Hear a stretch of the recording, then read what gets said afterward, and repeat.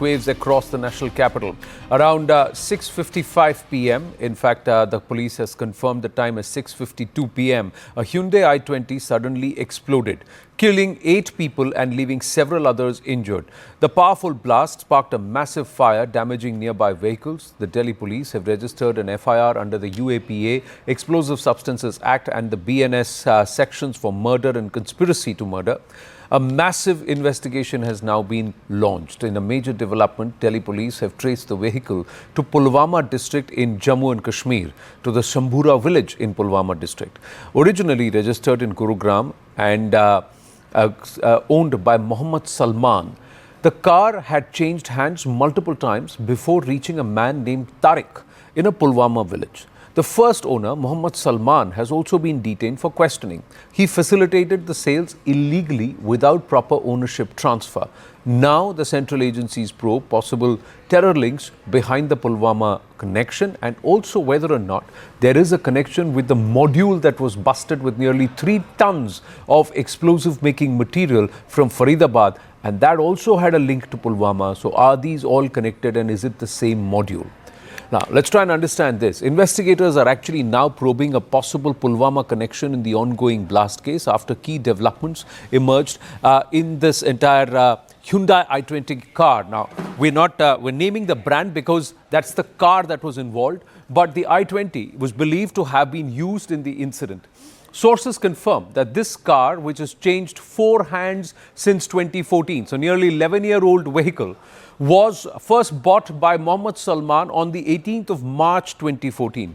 Salman, now under arrest, was the original owner of the vehicle. He then later sold this car to Devendra, who passed it on to Sonu. Sonu in turn sold the car to Tariq. So Tariq is the 4th owner or handler, but all these sales have been made illegally, is what, without the proper paperwork. Now, Tariq is a resident of Pulwama in Jammu and Kashmir. Officials say the vehicle's ownership was officially never transferred. So that's why the re-registry and the re-registration, transfer of the hypothecation and all of that as per the rules of the Motor Vehicles Act were not followed, with transactions done illegally through a Faridabad-based car dealer. So he is also now going to be questioned as to why he purported these transactions. The Faridabad-based car dealer is present on the in the pictures that have been accessed by CNN News 18. And more importantly, there seems to be this connection with the local Pulwama region because of the module that was busted over the last week. The first arrest happened about 7 or 8 days ago. Ishan Wani is now joining us from Tariq's residence at Tariq's village there. Ishan, good early morning to you. Tragic turn of events, but there is a Pulwama connection to that is very fast emerging. My first question, where are you exactly? And the second one is, was Tariq anyway linked with Dr. Muzammil? Well, it seems like all of these dots are connecting at the moment. This is the house of Umar and Amir. These are the 2 brothers who have been picked up by the Special Operation Group of the J&K Police for the investigation.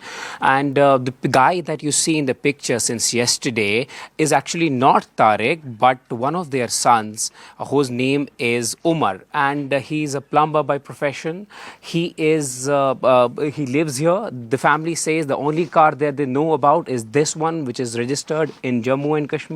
And this is an i10 car which is owned by the family. These are 2 brothers, but it's also indicating that they could possibly have had links with Tariq. He's a tipper driver by profession. But the guy, importantly, that you see in the picture from yesterday is actually their son Umar, who had made that purchase and who was seen in that picture.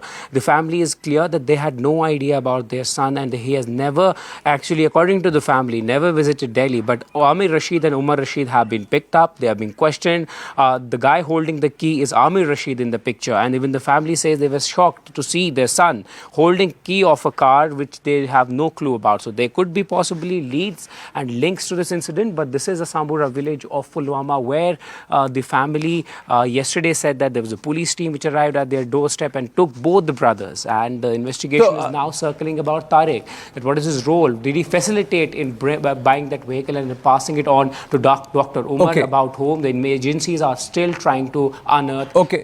Ishan, just pause there and let's just revise this for our viewers. Now, I think we also internally will have to make a change. You're saying that the person whose picture we have, who's taking over the keys of the car from that dealer, that dodgy dealer who's who's handed over the keys without proper paperwork. This person is actually not Tariq, but his name is Muhammad Umar.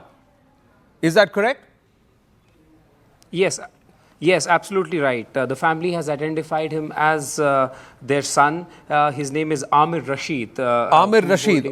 Okay, key. or Umar. They have two sons. Yes, one is Amir Rashid and one is Umar Rashid. They have two sons, but the guy holding the key is Amir Rashid, who works as a plumber, and another brother works as an electrician. So they both have been picked up, but the guy holding the key is Amir Rashid. So the guy holding the key. So this picture that we are running currently. currently, so this is happening live, viewers. So we will also amend ourselves. But this is Amir.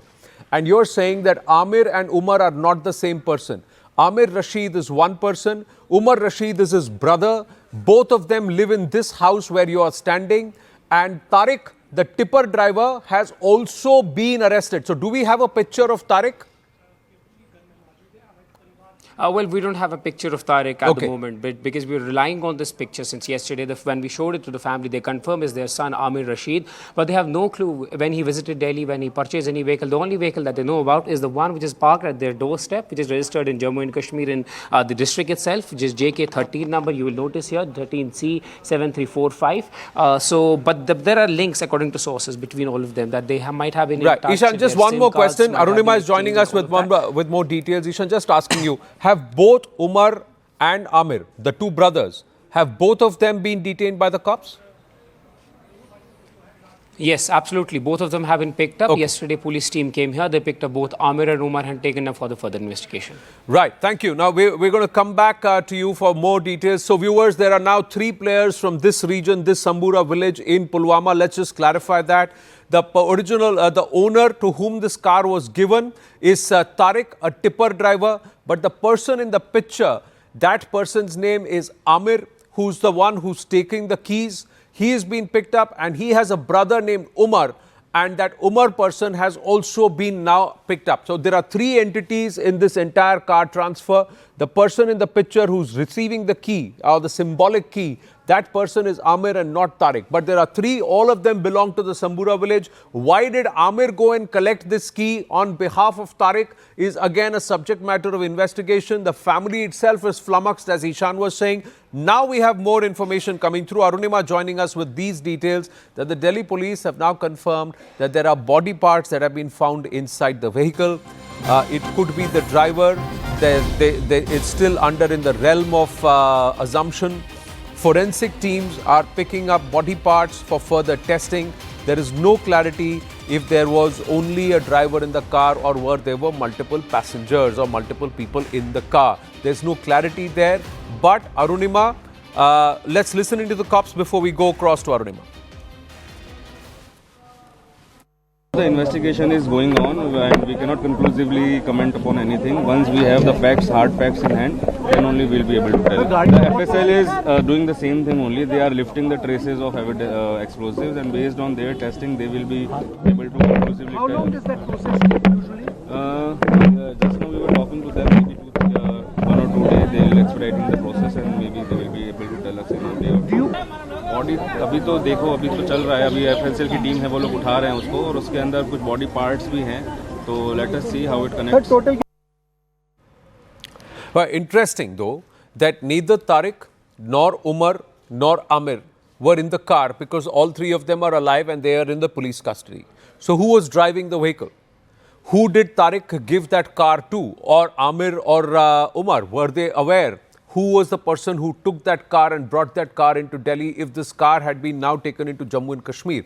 These are questions that remain. Arunima joins us with more. Arunima, body parts have been found, but there are also eyewitnesses from last evening who said that there were certainly 3 to 4 people in the car. It was not just the lone driver.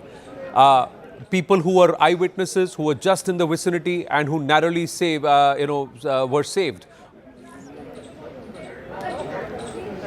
So, DCP North clarified that body parts have been found inside the vehicle. When I asked him if the driver of the car is now deceased, he said there's no way we can confirm that. The rear end of the vehicle is completely damaged, but in the front side, there are body parts that have been found, which are now being picked up.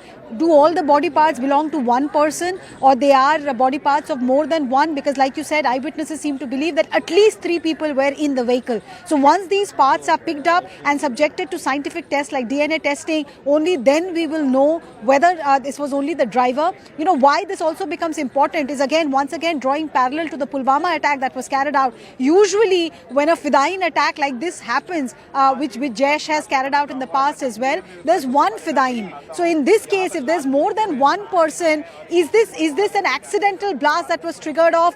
The terrorist group was not intending to carry out the blast here. Then that line of investigation will also gather steam. So that is why this part of the scientific investigation is so important, to figure out whether only the driver of the vehicle is the deceased or more than one person. If it is established that the body part belongs to one person and it is the driver whose face has been captured on camera, then it becomes a little easier. There are a lot of other scientific endeavors that is now available. If you pick up the right body parts, then the bony structure through scientific modules can be reassembled in terms of graphically trying to figure out who this person was and match it with the CCTV footage as well. So as far as that investigation is concerned, that also becomes very important. There is also the DNA But two reconstruction things that which is DCP possible with blood confirmed. samples, and also with multiple body parts, whether they are of the same human body or different bodies. All that is possible. But Arunima, coming back to you only, there's more